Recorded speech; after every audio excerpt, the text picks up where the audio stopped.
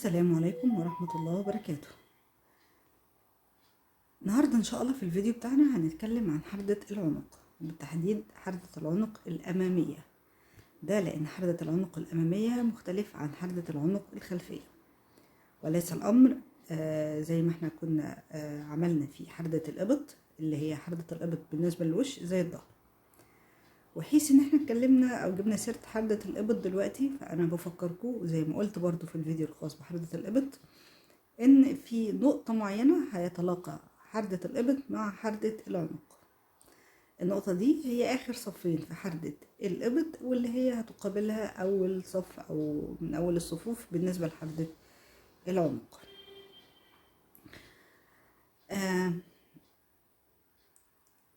حردة الإبط احنا دلوقتي أنا اشتغلت أو أنا في آخر صفين في حردة الإبط، فمش هتكلم عنها دلوقتي خالص. احنا هشتغل عادي حردة العنق، بس حبيت ان انا اقول لكم ان احنا دلوقتي في اخر صفين في حردة الإبط. وبالنسبة لحردة العنق احنا بنعمل التقليل بتاعها في الوش العدل من الإبر او من الشغل بتاعنا، بس مش في كل وش عدل. احنا محددين صفوف معينة اللي بيحصل فيها التقليل بتاعنا. وطبعا احنا عايزة أأكد على ان احنا التقليل اللي بنعمله بالنسبة قبل هتشوفوا دلوقتي انا حاطة الماركر. التقليل اللي قبل الماركر هنا بيكون مختلف عن التقليل اللي بعد الماركر، ده علشان يبقى شكل الحردة رايح قبل الماركر في اتجاه وبعد الماركر في اتجاه تاني.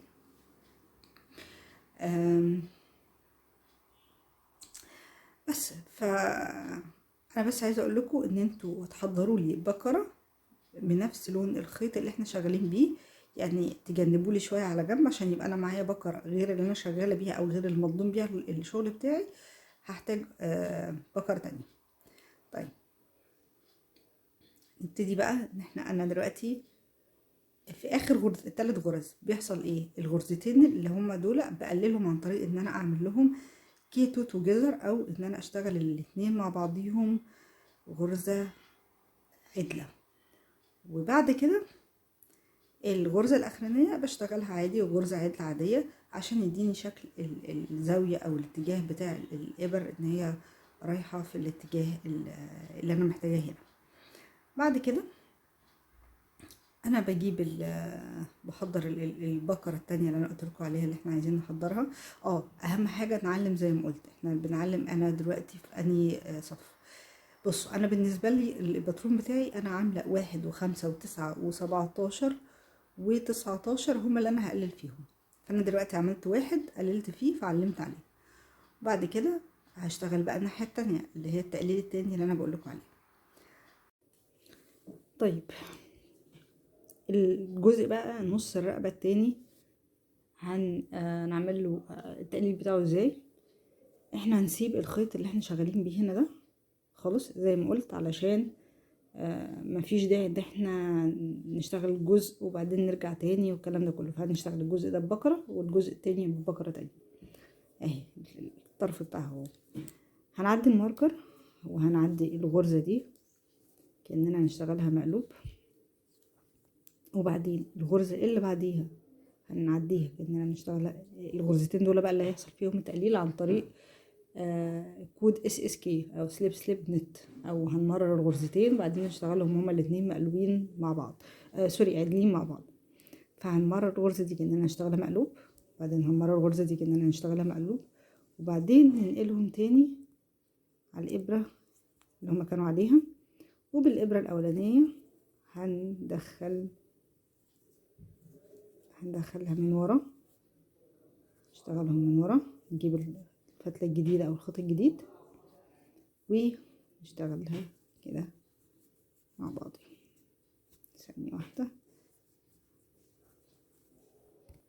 كده.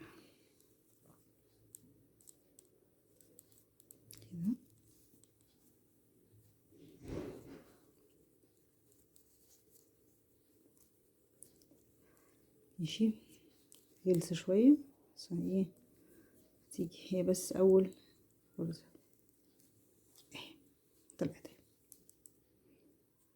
ماشي، ونربط الطرف بتاعها أو نسيبه مش مشكلة. وبعدين هنشتغل بقية النص ده من الرقبة بالخيط بتاعنا. احنا عملنا ليه الطريقة دي؟ علشان احنا دلوقتي عندنا قبل وبعد. قبل الماركر احنا عايزين يبقى ماشي كده، بعد الماركر عايزين يبقى ماشي كده، فاحنا هنشتغل بالمنظر ده. هنكمل الاول بقية الصف، وبعدين دي علمنا اهو كده، يبقى احنا عملنا تقليلين عشان خاطر الرقبة بس في نفس الصف. هنكمل بقية الصف عادي. عندنا بعد كده 2 و3 و4 مش هنقلل فيهم، وانما نشتغل عادي الصف رايح جاي، جزء ببكرة والتاني بالبكرة التانية. التقليلات هتكون في الوشوش العدلة مش في الوشوش المقلوبة، ده اولا.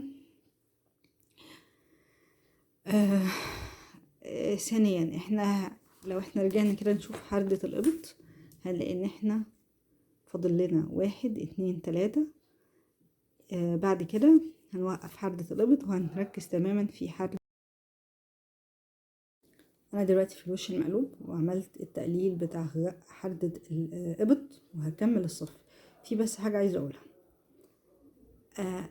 انا بمرر الغرزة الاولانية في المقلوب هنا، مش بشتغلها مقلوب. طيب ايه الكلام ده؟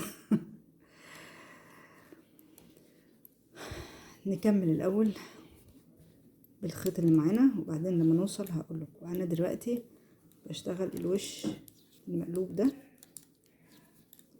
من غير تقليل،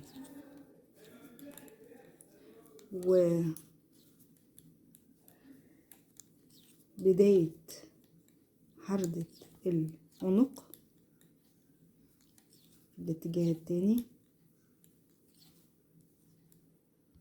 انا كده خلصت النص الاولاني في الوش المقلوب. في بقى عندي النص التاني اللي هو بخيط تاني. انا هسيب الخيط ده خالص، ماشي،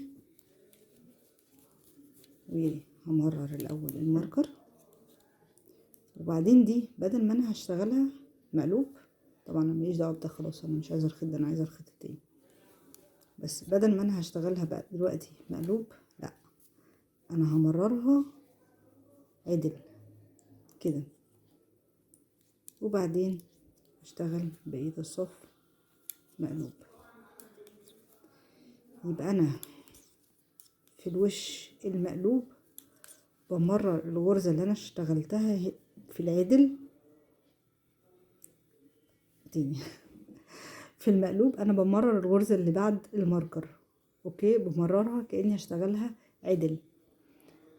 وفي العدل بمرر الغرزه اللي هي بعد الماركر كاني هشتغلها مقلوب.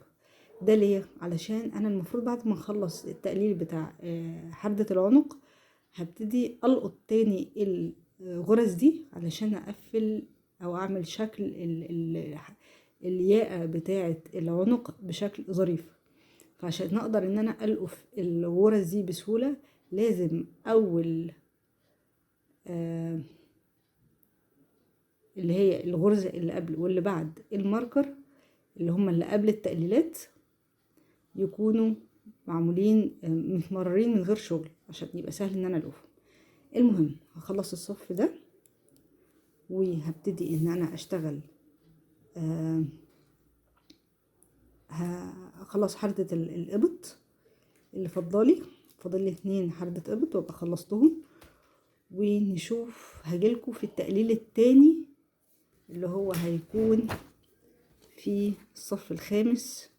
الاول انا اعمل كده عشان اكيد انا خلصت التاني اللي هم في الصف الخامس اللي هو يبقى وش عدل. نشوف هنقلل تاني ازاي كنوع من انواع المراجعه. وصلنا دلوقتي للصف الخامس العدل اللي هيبقى فيه تقليل التاني. طيب هنقلل ازاي؟ احنا معانا بدايه الصف اهو، معانا الخيط بتاع الجزء ده او الابره البكره بتاعت الجزء ده. احنا بنشتغل عدل غرزة عدلة لحد ما نوصل لاخر 3 غرز.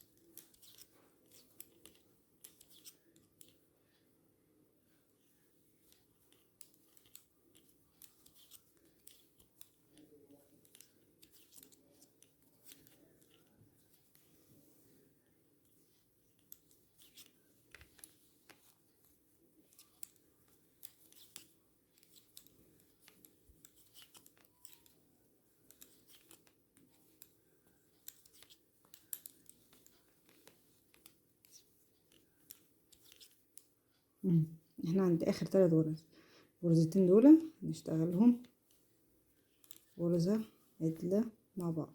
ماشي. والغرزة دي هنشتغلها ازاي؟ هنشتغلها غرزة عدلة عادية بالمنظر ده. تمام، حلو. بعد كده هنسيب الخيط ده وهنيجي الناحية التانية. الناحية التانية هنمرر الماركر وبعدين نمسك الخيط بتاعها. الغرزة الأولانية هنمررها كأننا هنشتغلها مقلوب، مش هنعمل فيها حاجة.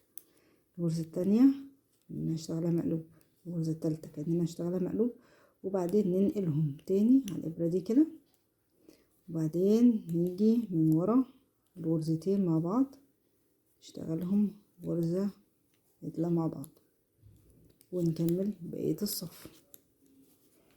قلنا ده علشان قبل الماركر يبقى ماشي كده، بعد الماركر يبقى ماشي كده، عشان يدينا في الاخر الشكل ده. بعد ما نخلص كده احنا قللنا التقليل التاني. نكمل بقية الصفوف بالمنظر اللي احنا عاملينه ده. تقليلات هتكون في 1 5 9 13 17.